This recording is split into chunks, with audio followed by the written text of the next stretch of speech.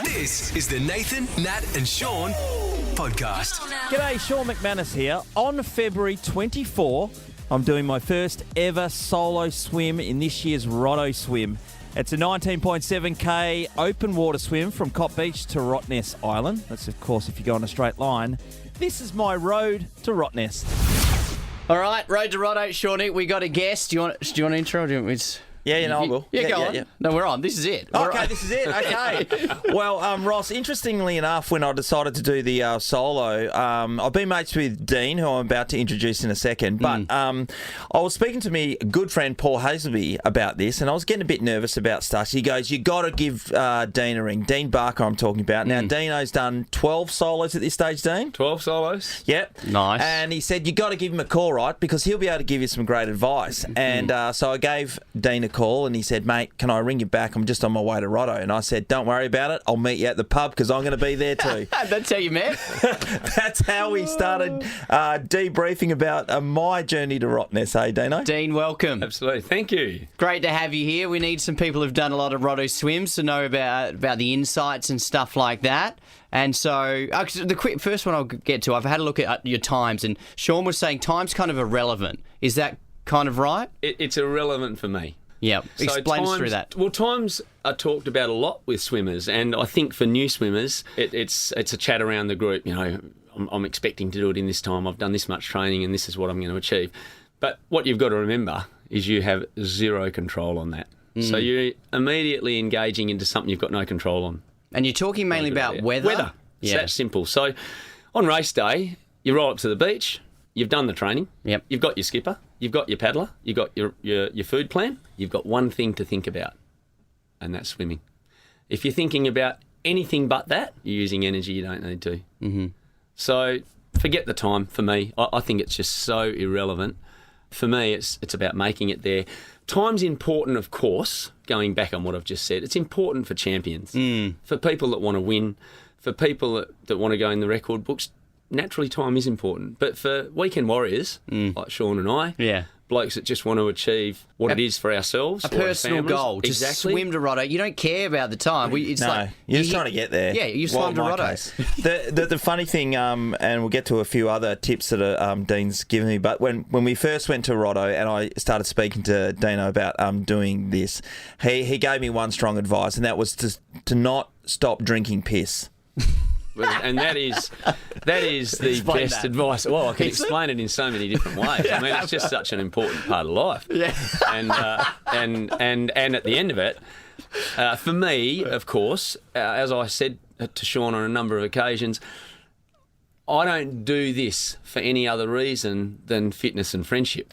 So I don't want to sacrifice all the loves of life to achieve a swim to Rottnest. And I know I can continue to drink piss and live my life normally and still make it to Rottnest. And so can Shaun, and so can everyone else that this little thing inside their head tells them that they can't. They can do it, because it's all about your head when you get to race day. And as I said, you've got everything else in place. You've got the trust in your skipper, the trust in your paddler. You've got all your food sorted. You've got everything done. It's done. It's over. Yep. Now you just got to swim. Yeah.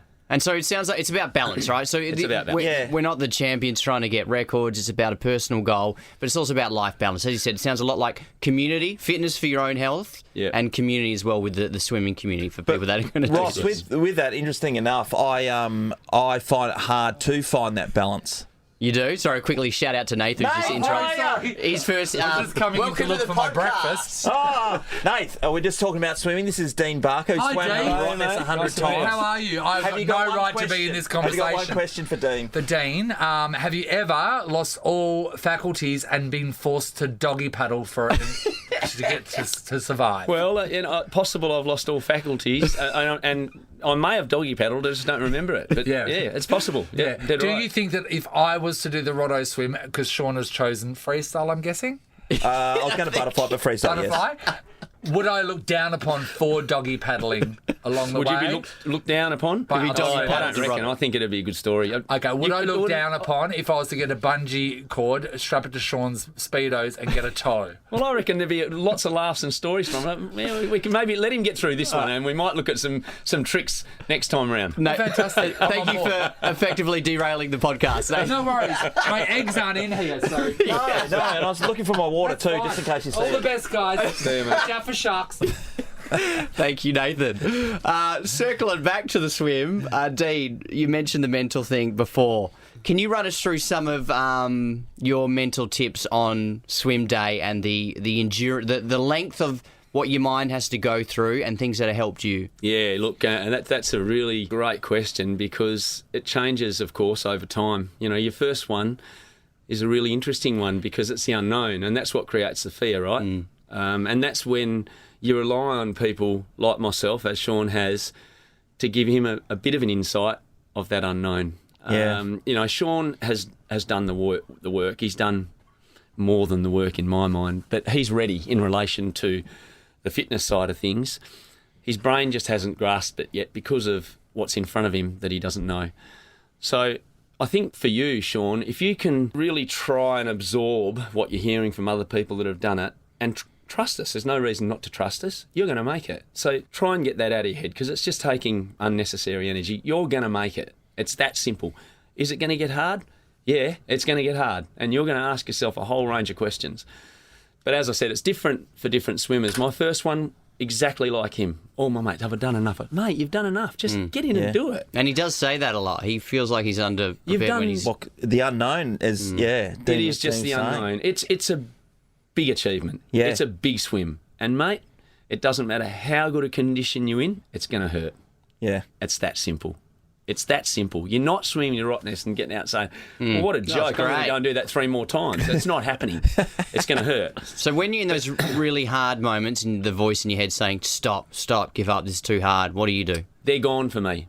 Whoa. They're gone How? for me.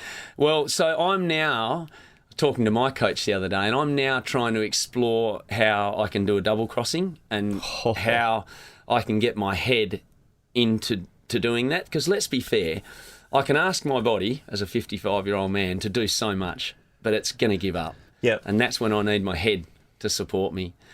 I did a swim, my last swim, the 12th swim. I swam with a really good mate of mine. It was an out-of-season crossing. I swam with Kindwin. Yep. And I was sick, really not in the condition or the mood to do the swim. But I'd committed to my mate. That's important to me. If I commit, I'm in. Mm-hmm. Got to the beach, sou'wester. Right from the word go. Terrible conditions. Okay, Really just bad. For the So- layman's out there, that's okay, not so that's good. an onshore wind. Straight It's into your face the whole way. Oh, So I knew straight away this was going to be a tough day. I'm Sick not fearful. weather. Yep, I'm not fearful of failing. That's another thing that happens when you've done multiple swims. Failing's just part of the deal. You can have a bad day and fail. So I got in and I knew I had to find my spot quickly. And my spot was just my head, not talking to anyone during our breaks, not thinking about anything other than me just getting into the groove. Believe it or not, one of the best swims I've ever had. wow. Yeah. Straight into the wind. Amazing. So your head plays such a big part, but you learn that as the journey goes on. Dan, you were telling me at the Rotto pub when we're having a few beers together. Sink and piss. Yes, we were singing piss. Apart from keep enjoying your life, was relaxing whilst you're swimming. So the tendency to stress and tighten up because you're worried about big fish that are floating around in the water and what's coming next and how deep's the water and all these things that can go on your mind. But you were telling me breathing and just cruising is the way you operate. Yeah, so I'm now trying to find, this might sound crazy to lots of swimmers and lots of people, but I'm now trying to find the way I can actually fall asleep while I'm swimming. What are you talking about? And that's a meditation thing, right? So clearly I'm not asleep. Yeah, just But like I can get my body to going at a rate where my heart is slow, my breathing is less required, and I did it on my last swim. Instead, I normally swim bilaterally of 3 strokes per breath. I swam 5 strokes per breath for the majority of the way, and I felt my heart rate boom, boom. I just felt myself come back, and I got into that zone where I was using no energy, and I got to Rottnest and thought, wow. I actually can turn around and go back. so it's like a meditative I think state almost. Yeah. And that's where I've got to. Once again, talking to my coach yesterday, I'm going to start. During my training, I now train to go to sleep. Train to just turn off and just not worry about the footbridge. Yeah. Jeez, that footbridge has been in my face for a long time. I don't even see the footbridge. You just head down, breathing, focusing on something moving in the water, just focusing on rolling with the waves, almost like dancing with them, wrapping your arm around him and just rolling with it. I feel relaxed just listening to it. Yeah, just, well, that's the key. Relax. Yeah. Just slow it all down. The Nathan, Nat and Shaun podcast. Ross, the other part was, when you start these swim races or you do an open water swim, and much like any other running race, everyone lines up the front, there's truckloads of people, and then people just kamikaze into each other, and, you see start lines of big runs and people are tripping over left, right and centre. Well, the swim starts and people booting each other in the head, obviously, because you want to get out into open water and, find, a hole for you to go with. But, Dean, when you started just recently the Rotto Swim yourself, you were telling me you just casually go down the bank. Oh, look, absolutely. And when you're a first-time swimmer, no one talks about the start. Yeah, no you one. will gash yourself in the first kilometre if you get mixed up in that group. And you're on the beach, your mind's going crazy. What am I doing? Can I make it? It's all energy you don't need to use. The beeper goes. Yep. Everyone starts running. Adrenaline. Guess what? You start running with them. And then you get in the water and you start fighting for your spot. You get 500 metres offshore, you've taken 3 mouths full of water, you're coughing and choking, gasping for air.